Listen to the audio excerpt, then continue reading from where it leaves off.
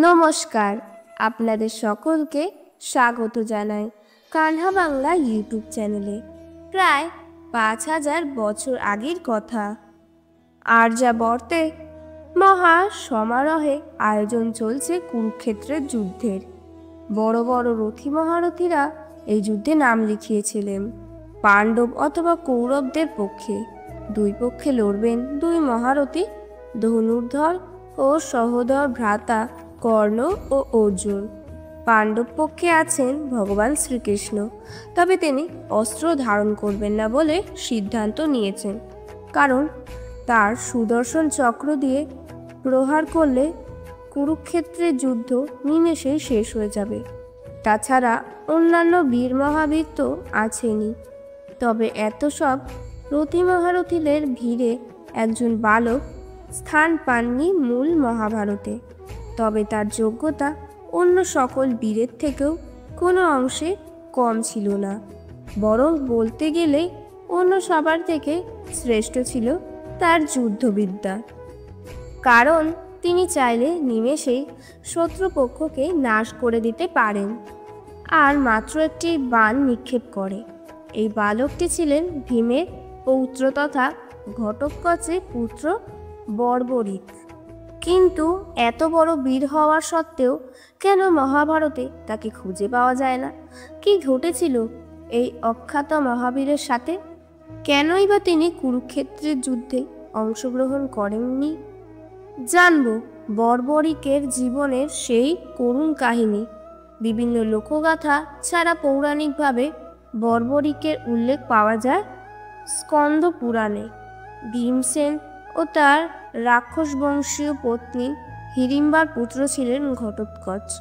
ঘটোৎকচের বিবাহ হয় মূর নামক এক দৈত্যের কন্যা কামকালিকা বা মতান্তরে মৌর বীর সাথে। এই ঘটোৎকচ ও কামকালিকার পুত্র বর্বরিক হয়ে ওঠেন অজেয় মহাবীর। দক্ষিণ ভারতে বর্বরিকের পরিচয় হলো এক সাব্যস্ত যজ্ঞ, আবার রাজস্থানে তিনি পূজিত হন খাটুশ্যাম নামে। এই বর্বরিক কুরুক্ষেত্রের যুদ্ধে অংশগ্রহণ করলে যুদ্ধের সম্পূর্ণ সমীকরণই উল্টে যেত। একদা ভগবান শ্রীকৃষ্ণ আর অসুর মূরের মধ্যে প্রচণ্ড যুদ্ধ সংগঠিত হল। তুমুল যুদ্ধের পর ভগবান শ্রীকৃষ্ণের হাতে নিহত হন মূর। এ খবর শুনে মূরের কন্যা কামকালিকা যুদ্ধ করতে আসলেন। কামকালিকা ছিলেন মা দুর্গার একনিষ্ঠ ভক্ত। যুদ্ধক্ষেত্রে তিনি ভগবান শ্রীকৃষ্ণের ওপর মা দুর্গার দেওয়া যত অস্ত্র ছিল সবই প্রয়োগ করলেন। কিন্তু জগতের প্রতিপালকের কাছে সমস্ত অস্ত্রই যে ঠুনকো আর মূল্যহীন। তাই কামকালিকার প্রয়োগকৃত সকল অস্ত্র শ্রীকৃষ্ণের কাছে এসে নিষ্ক্রিয় হয়ে গেল। তখন প্রভু শ্রীকৃষ্ণ অসুর কন্যার এমন ধৃষ্টতা দেখে সুদর্শন চক্র দিয়ে কামকালিকাকে বধ করতে যাচ্ছিলেন। ঠিক তখনই মা দুর্গা স্বয়ং প্রকট হয়ে শ্রীকৃষ্ণের কাছে কামকালিকাকে না বধ করার জন্য প্রার্থনা করলেন এবং কামকালিকাকে ভগবান শ্রীকৃষ্ণের পরিচয় দিলেন। এতক্ষণে কামকালিকা তার যুদ্ধক্ষেত্রের প্রতিপক্ষকে ভালোভাবে চিনতে পারলেন। অনুশোচনায় শ্রীকৃষ্ণের কাছে ক্ষমা চাইলেন তিনি। করুণা সিন্ধু ভগবান শ্রীকৃষ্ণ তখন কামকালিকার যুদ্ধে প্রসন্ন হয়ে তার সঙ্গে ভীমের পুত্র ঘটোৎকচের বিবাহ ঠিক করলেন। স্বয়ং শ্রীকৃষ্ণ তার বিবাহের সম্বন্ধ করেছেন জেনে ঘটোৎকচ অত্যন্ত সম্মানিত বোধ করলেন। কিন্তু তিনি তার মাতা হিড়িম্বার আশীর্বাদ নিয়ে এই শুভ কার্য সম্পাদন করতে চাইলেন। ঘটোৎকচের প্রার্থনা মোতাবেক ভগবান শ্রীকৃষ্ণ তাকে এবং কামকালিকাকে ভীমপত্নী হিড়িম্বার কাছে নিয়ে গেলেন এবং তাদের শুভ বিবাহ সম্পন্ন করলেন। এরপর প্রস্থানের সময় ভগবান শ্রীকৃষ্ণ হিড়িম্বাকে নির্দেশ দিলেন ঘটোৎকচ ও কামকালিকার যে সন্তান হবে তাকে ছোটবেলা থেকেই ধর্মীয় ও আধ্যাত্মিক জ্ঞান প্রদান করতে। কিছুকাল পরে ঘটোৎকচ ও কামকালিকার ঘরে জন্ম নিলেন বর্বরিক নামের এক মহাবীর। ভগবান শ্রীকৃষ্ণের নির্দেশ মতো তার পিতামহী হিড়িম্বা তাকে ছোটবেলা থেকেই ধর্মীয় ও আধ্যাত্মিক জ্ঞান প্রদান করতে থাকলেন। একদা বর্বরিক তার পিতামহীর কাছে মোক্ষ প্রাপ্তির সবচেয়ে সহজ উপায় জানতে চাইলেন। হিড়িম্বা বললেন, যদি তুমি ভগবান শ্রীকৃষ্ণের হাতে বীরগতি প্রাপ্ত হও তাহলে তোমার মোক্ষ লাভ হবে। এ কথা শুনে বালক বলল, তাহলে আমি ভগবান শ্রীকৃষ্ণের কাছে গিয়ে অনুরোধ জানাবো তিনি যেন তার সুদর্শন চক্র দিয়ে আমার মস্তক ছেদন করে দেন। এ কথা শুনে হিড়িম্বা হেসে হেসে বললেন, ভগবান শ্রীকৃষ্ণ কখনো অন্যায়ভাবে কাউকে প্রাণদণ্ড দেন না। তার হাতে বীর গতি প্রাপ্ত হলে তার সমকক্ষ যোদ্ধা হতে হবে, তারপর রণাঙ্গনে দাঁড়াতে হবে। তার বিপক্ষে বালক বর্বরিকের মনে পিতামহীর কথাগুলো গেঁথে রইল সেদিন থেকেই। তারপর মা দুর্গার কঠোর তপস্যায় ব্রতী হলেন তিনি। মা দুর্গা তার তপস্যায় সন্তুষ্ট হয়ে তাকে নবরূপে দর্শন দিলেন এবং গুরুত্বপূর্ণ অস্ত্রের জ্ঞান দিলেন। কিন্তু এতেও বর্বরিকে সন্তুষ্ট হতে পারলেন না, কারণ তাকে যে শ্রীকৃষ্ণের সমকক্ষ হতে হবে। তখন মা দুর্গা বললেন, তুমি যে স্থানে বসে তপস্যা করেছ সেই স্থান সিদ্ধ হয়ে গেছে, তাই তুমি এই স্থানে বসে সিদ্ধিমত্তার উপাসনা করো। সিদ্ধিমাতা তোমাকে তোমার অভীষ্ট বর প্রদান করবেন। শুরু হলো সিদ্ধিমাতার তপস্যা। বর্বরিকের কঠোর তপস্যায় অত্যন্ত সন্তুষ্ট হলেন সিদ্ধিমাতাও। বর হিসেবে দিলেন তিনটি বাণ। অদ্ভুত অমোঘ এই 3 বাণ। প্রথম বাণ যুদ্ধক্ষেত্রের সময় শত্রুকে চিহ্নিত করে, দ্বিতীয় বাণ চিহ্নিত করে যাদের ক্ষতি হবে না, আর তৃতীয় বাণ সমস্ত চিহ্নিত শত্রুর বিনাশ করে। এই সব অস্ত্রের কারণে বর্বরিক হয়ে ওঠেন অজেয়।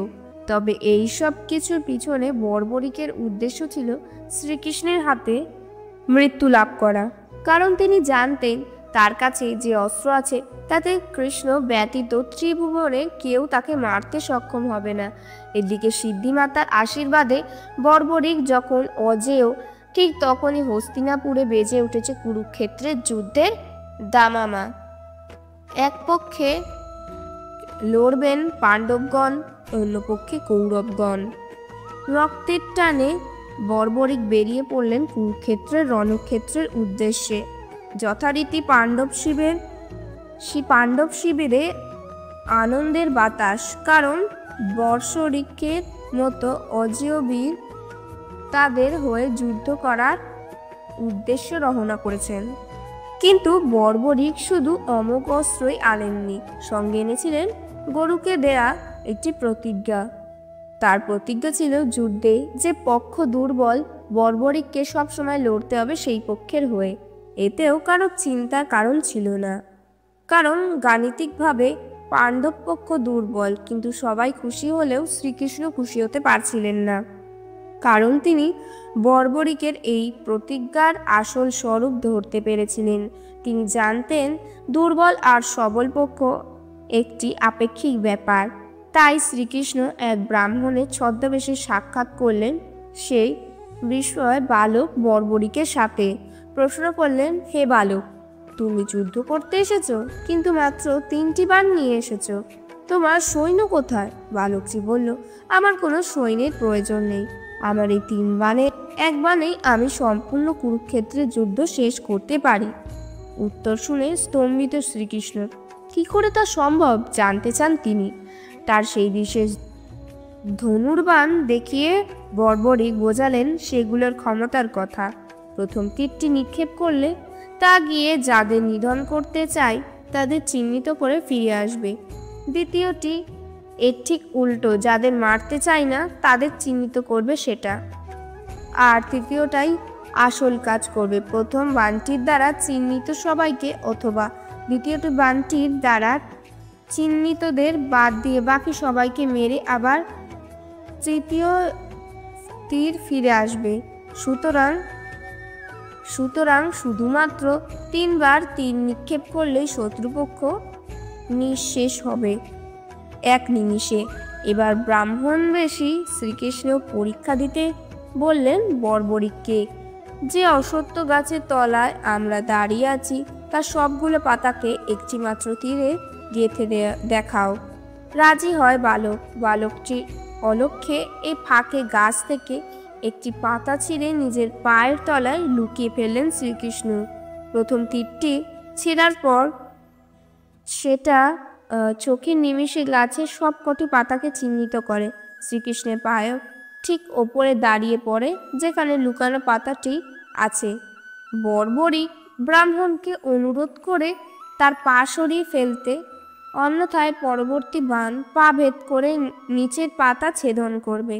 এরপর যথারীতি তৃতীয় বাণটি নিক্ষেপ করলে বর্বরিক এবং সমস্ত পাতা ছেদন করে ফিরে ফেল তার তৃণীরে। শ্রীকৃষ্ণ বুঝলেন বর্বরিকের সম্পর্কে শোনা একটি বর্ণ মিথ্যা নয়, তার এই একটি অস্ত্রেই কৌরব বা পাণ্ডব পক্ষের তাবর তাবর রথী মহারথীকে বধ করতে পারে চক্ষের নিমিষে। আর সবচেয়ে যা ভয়ানক তা হলো যে লুকিয়েও কোনো নিষ্কৃতি নেই। তীরগুলি নিয়তির মতো অমোঘ নিয়মে উদ্দিষ্ট ব্যক্তিকে খুঁজে বার করে হত্যা করবে, তা সে যেখানেই আত্মগোপন করুক না কেন। অনায়াসে কুরুক্ষেত্র যুদ্ধের সর্বশ্রেষ্ঠ বীর হতে পারবে এই বর্বরিক। স্বয়ং ভীমসেন, যার পিতামহ, সে নিঃসন্দেহে পাণ্ডবদের পক্ষে যোগ দেবে, এ কথা তো সবাই জানে। তবুও নিশ্চিত হওয়ার জন্য বালকের কাছে জানতে চান ব্রাহ্মণ বেশি শ্রীকৃষ্ণ, হে বালক, যুদ্ধে কোন পক্ষে লড়াই করবে তুমি? উত্তরে বর্বরিক বললেন, আমি প্রতিজ্ঞাবদ্ধ, যে পক্ষ দুর্বল তাদের হয়েই আমি যুদ্ধ করব। উত্তর শুনে শ্রীকৃষ্ণ নিশ্চিত হলেন এই বালক পাণ্ডবদের হয়েই রণক্ষেত্রে নামবে, কারণ কৌরবদের সৈন্য সংখ্যা 11 অক্ষৌহিণী এবং তার বিপরীতে পাণ্ডবদের মাত্র 7 অক্ষৌহিণী। এবার শ্রীকৃষ্ণ আসল কথাটা বর্বরিকের সামনে আনলেন। তিনি তাকে বোঝালেন যে যুদ্ধে দুর্বল পক্ষ একটি আপেক্ষিক সত্য। ধরা যাক আজ সে পাণ্ডবদের হয়ে লড়াই শুরু করলো, কৌরবরা তো অচিরেই নিশ্চিহ্ন হয়ে যাবে, এরপর কৌরবরাই হবে দুর্বল পক্ষ। সুতরাং প্রতিজ্ঞা মতো সে তখন দল পাল্টে তাদের হয়ে যুদ্ধ করবে। এবার নির্মূল হওয়ার পালা পাণ্ডবদের, অর্থাৎ শেষ পর্যন্ত বর্বরিক নিজে ছাড়া আর কেউই বেঁচে থাকবে না। এরকম যুদ্ধ হয়ে লাভটা কি? বর্বরিক ব্যাপারটা বুঝতে পারলেন, কিন্তু ক্ষত্রিয়ের প্রতিজ্ঞা বলে কথা, উপায় তো কিছুই নেই। তবে এর কোনো সমাধান থাকলে তা ব্রাহ্মণ বেশি শ্রীকৃষ্ণের কাছে জানতে চাইলেন বালক বর্বরিক। তাতে শ্রীকৃষ্ণ বললেন, এর সমাধান হলো যুদ্ধে অংশগ্রহণ না করা। অনেক ভেবেও শ্রীকৃষ্ণের প্রস্তাবে সম্মত হতে পারল না বর্বরিক, কারণ ভবিষ্যৎ প্রজন্ম এতে মনে করবে বর্বরিক কাপুরুষ ছিল। তাই যুদ্ধে যোগ না দেওয়ার কোনো প্রশ্নই ওঠে না। সমস্ত প্রয়াস ব্যর্থ হওয়ার পরে শ্রীকৃষ্ণ এবার তার মোক্ষম চালটি চাললেন। বর্বরিকের কথা শেষ না হতেই ব্রাহ্মণ বেশে শ্রীকৃষ্ণ উঠলেন, ভবতী ভিক্ষাং দেহি, অর্থাৎ যেহেতু তিনি দরিদ্র ব্রাহ্মণ ভিক্ষুকদের ছদ্মবেশে তার সাথে কথা বলছিলেন, তাই তিনি এবার ভিক্ষা চাইলেন। বালকটি বললেন, বলুন ব্রাহ্মণদেব, কি ভিক্ষা চাই আপনার? উত্তরে শ্রীকৃষ্ণ বললেন, তোমার মস্তক। বিস্মিত হলেন বর্বরিক, বুঝলেন এই ব্রাহ্মণ সাধারণ কেউ নন। তিনি বললেন, অবশ্যই আপনি আমার মস্তক ভিক্ষা হিসেবে পাবেন, কিন্তু তার আগে আপনার আসল পরিচয় বলুন। শ্রীকৃষ্ণ এবার স্বরূপে আবির্ভূত হলেন বর্বরিকের সামনে। স্বয়ং জগৎপতিকে চোখের সামনে দেখে আনন্দের অতিশয্যে চোখ দিয়ে আনন্দাশ্রু নির্গত হতে থাকলো বর্বরিকের। তার সাথে সারা জীবনের সাধনা, যার হাতে বীরগতি প্রাপ্ত হওয়ার, আজ তিনি নিজে তার মন্ত্র ভিক্ষা চেয়েছেন, তার মস্তক ভিক্ষা চেয়েছেন। এর থেকে বড় প্রাপ্তি তার জীবনে আর কী বা হতে পারে? বর্বরিক বললেন, প্রভু, আপনার আদেশ শিরোধার্য, কিন্তু আমি যে নিজের চোখে কুরুক্ষেত্রে যুদ্ধ দেখব বলে অনেক আশা নিয়ে এসেছি। আপনি তো করুণা সিদ্ধ, আপনি কি আমার মৃত্যুর পরেও আমাকে কুরুক্ষেত্রে যুদ্ধ দেখার সুযোগ করে দিতে পারবেন না? ক্ষুদ্র বালকের তার প্রতি এত গভীর ভক্তি দেখে করুণার উদ্রেক হলো ভগবান শ্রীকৃষ্ণের মনে। তিনি তাকে আশীর্বাদ করে বললেন, হে বালক, তোমার শরীর থেকে মস্তক আলাদা হয়ে গেলেও তোমার মস্তক জীবিত থাকবে এবং তা স্বাভাবিকভাবে দেখতে ও শুনতে পাবে।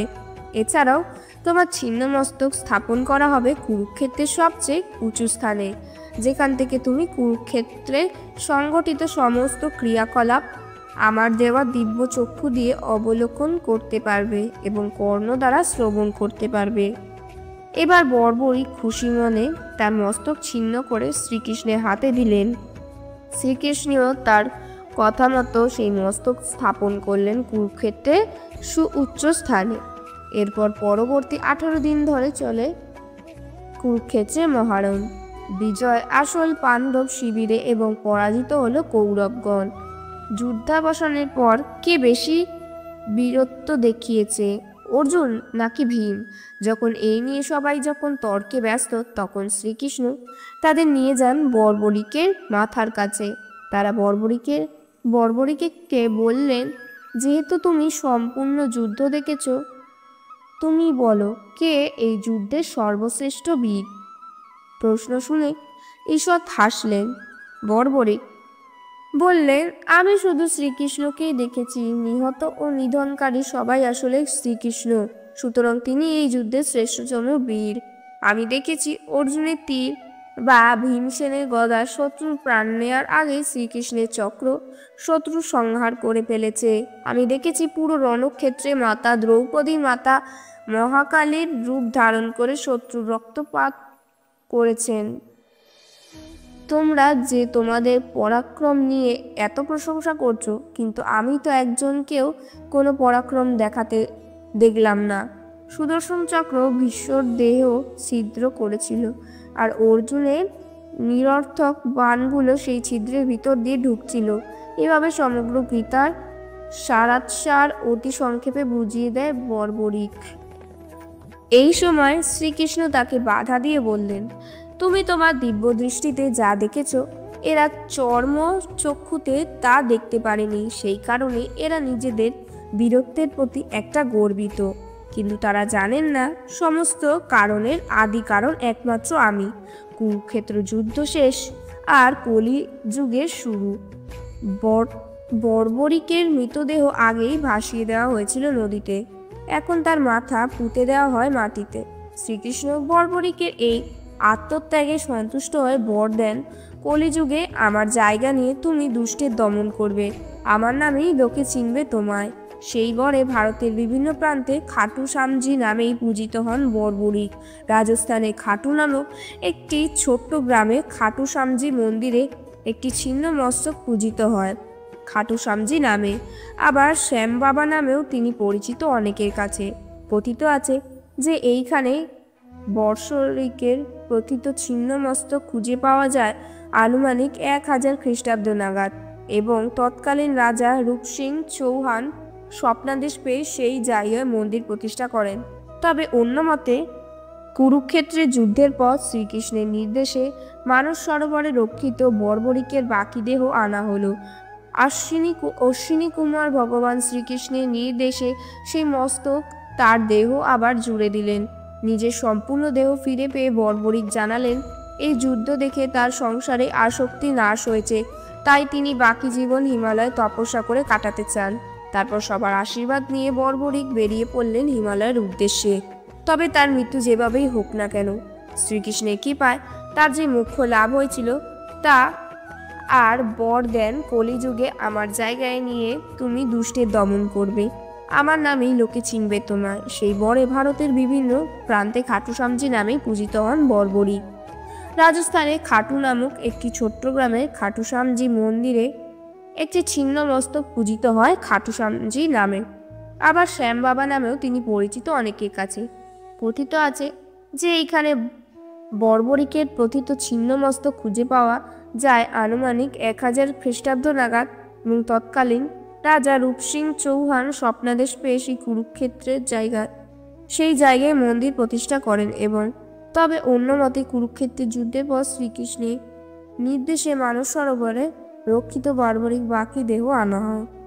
এ প্রসঙ্গে একটি কথা না বললেই নয়, আপনারা অনেকেই হয়তো জানেন না অর্জুন ছাড়া প্রত্যক্ষভাবে কৃষ্ণের মুখ থেকে 7টি শ্লোক গীতা শুনেছিল আরও 3জন। অনেকেই হয়তো জানেন না অর্জুন ছাড়া প্রত্যক্ষভাবে কৃষ্ণের মুখ থেকে গীতা শুনেছিলেন আরও 3জন। প্রথমজন ছিলেন সঞ্জয়। তিনি যুদ্ধের সমস্ত ঘটনা অন্ধ ধৃতরাষ্ট্রের কাছে বর্ণনা করার জন্য বেদব্যাসের কাছে থেকে দিব্য দৃষ্টি লাভ করেছিলেন। দ্বিতীয়জন হলেন হনুমান, যিনি অর্জুনের রথের চূড়ায় বসেছিলেন। ও তৃতীয় ব্যক্তি ছিলেন ঘটোৎকচের পুত্র বর্বরী, যার কাহিনী আপনারা এতক্ষণ শ্রবণ করলেন। এবার আসি তথ্যসূত্রের প্রসঙ্গে। আপনারা জানেন বর্বরীর চরিত্রটি একলব্যের মতোই মহাভারতে উপস্থিত, তাই তার সম্পর্কে জানতে হলে বিভিন্ন লোককথা ও পুরাণের দ্বারস্থ হওয়া ছাড়া অন্য বিকল্প থাকে না। এই ভিডিওটি তৈরি করা হয়েছে বিভিন্ন উপকথা ও স্কন্দ পুরাণে বর্ণিত কাহিনীকে আশ্রয় করে। যেহেতু এই ঘটনাগুলো কালাদ্রিক্রমে মানুষের মুখে মুখে ভ্রমণ করেছে, সেহেতু এই কাহিনীতে বিচ্যুতি বা বিকৃতি থাকা অসম্ভব নয়। ভক্তগণ, এই ভিডিওটি এখানেই শেষ হলো। ভিডিওটা যদি আপনাদের ভালো লেগে থাকে তাহলে অবশ্যই একটা লাইক করুন। আপনি যদি ভগবান শ্রীকৃষ্ণের ভক্ত হন তবে অবশ্যই কমেন্টে জয় শ্রীকৃষ্ণ এবং রাধে রাধে লিখুন। সাবস্ক্রাইব করে আমার পাশে থাকুন। দেখা হচ্ছে পরবর্তী ভিডিওতে। নিজের খেয়াল রাখুন। জয় শ্রীকৃষ্ণ, রাধে রাধে।